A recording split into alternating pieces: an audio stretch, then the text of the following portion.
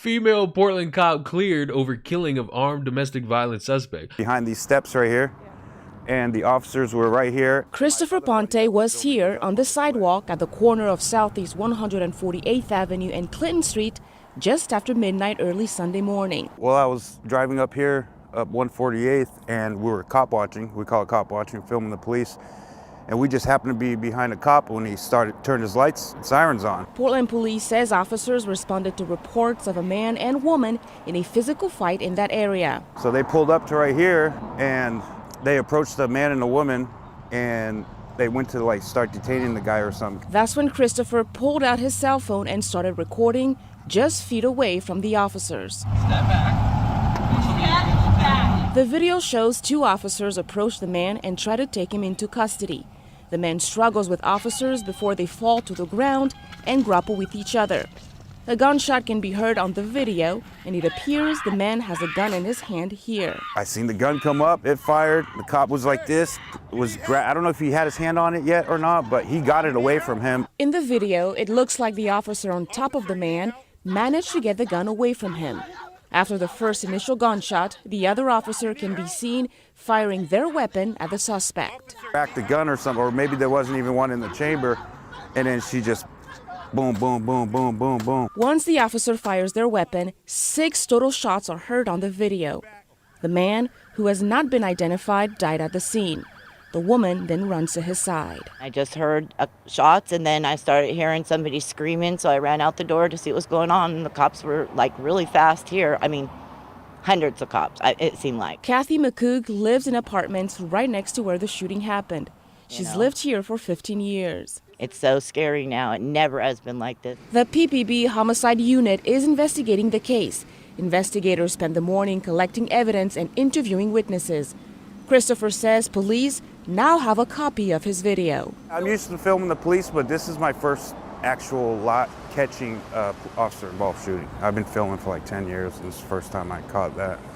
It was pretty shocking. Christelle Kumwe, KGW News. On Monday, a grand jury in Portland, Oregon found Officer Mina Kavila Singer not criminally liable in the shooting and death of a 19-year-old domestic violence suspect, Jonathan Worth. Worth was shot dead by Kavali Singer after he fired around at her colleague as they tried to arrest him in July. That's it. I ain't got to keep reading. That's it. That's the whole bit right there. That's it. I don't have to read nothing more. You are in these 2 little paragraphs. You already done told me why I don't have to read anymore. However, I do feel as though if I keep reading, I'm going to find out that there were people defending this and that there were people advocating that this is another form of police brutality because they tried to arrest him. He fired around at the colleague. So at that point, it's on. Like, there's no coming back from this. There's no like circle around this. You were getting arrested because you were a domestic violence suspect. You shoot at a colleague. You shoot at an officer. They not about to sit there and hold you by your wrist. They about to put you down because you a risk to them and everybody in the surrounding area. And the thing that bothered me about that is I'll say that and people will still come out the woodwork and say, well, actually, they could do this. They could do that. They could do this. They could do that. No, there's no time to be sitting there thinking about that when somebody's shooting. There's no time to be having some inner monologue trying to figure out, oh my, what am I going to do in this situation? No, fuck that. Antifa responded to the shooting by taking Worth's side, suggesting that he was right and to try to defend himself. Now look, you can matter of fact, I think this is the tweet. Is it? Police brutality, murder. Liberals will watch the video of what Portland police did last night and saying, would you rather they let him shoot them first? Yes, I would have. They probably escalated the situation and he had every right to fight for his life.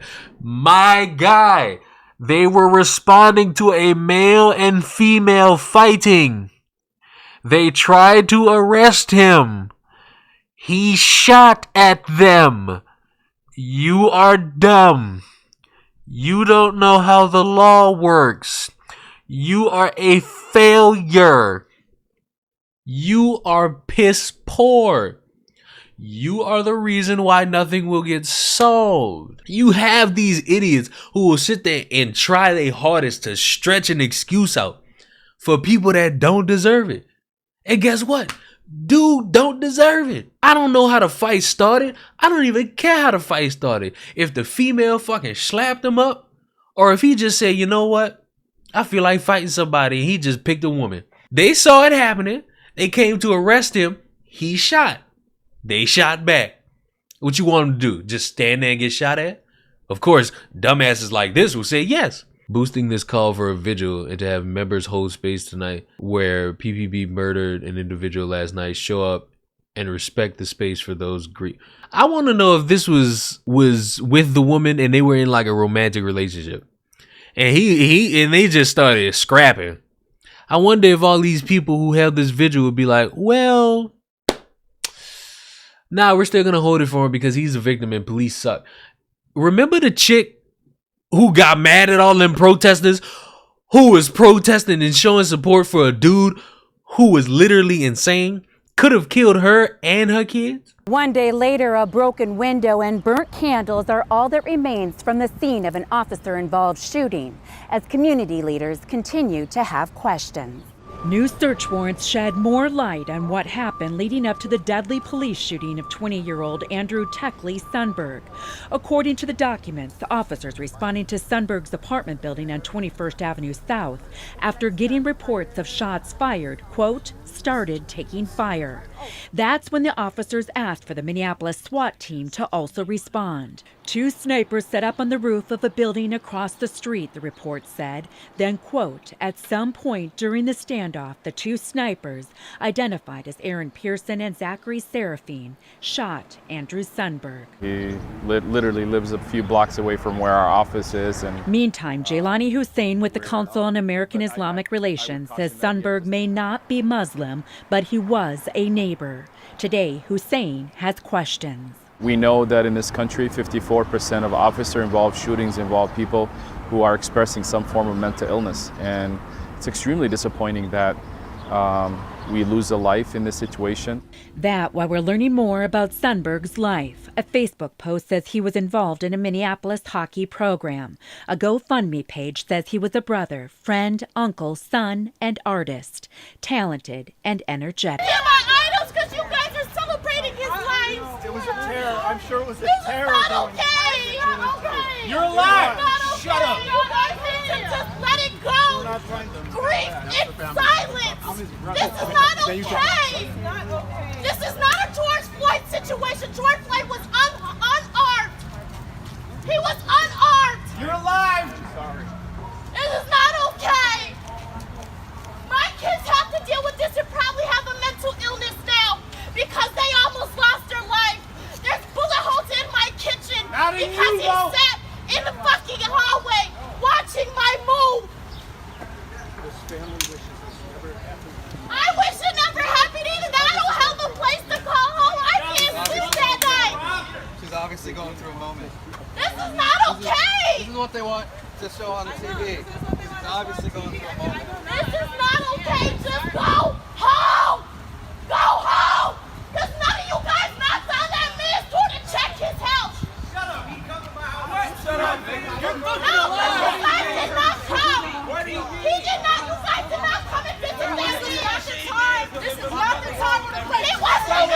This is not. It don't matter. It don't matter. Get away from me. Get away. No, because you think it's okay to get in my kid's in the car. My kid's in the car.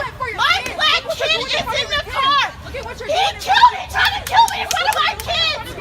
He tried to kill me in front of my kids. He tried to kill me in front. Yarbrough showed up. If I would have died, would he be a bad guy then? For 3 years I lived here, and none of you guys knocked on that man's door to see if he was okay. Not at all. He played loud music every day to cope with his mindset. Yarbrough says she's the woman who initially called police stating Techley was shooting into her apartment with her 2 kids inside Wednesday night. Pictures of bullet holes from inside her apartment capturing the damage. And sorry he lost his life, but he has 6 hours to choose that. I had 2 to 5 minutes to choose life or death. Yarbrough says she had a few run-ins with Techley and thought their differences were settled. When someone is stalking you, threatening you, I left it alone. I could have called the police and reported it, but then I would have put a black innocent man in jail because of mental illness, and ain't no telling what would have happened. so I left it alone. And that's the levels of stupidity that people have, where they're so focused on that weird mindset of let's make sure that this narrative of victim versus cop is more important than what the actual dumbass did. And she was out there in broad daylight pleading with these people to not defend this motherfucker, and they was trying to tell her she in the wrong. And do y'all wonder why I don't like these fucking organizations, these protesters? None of them. Because they all fucking dumb and they lack information based on the situation that they pretend to care about.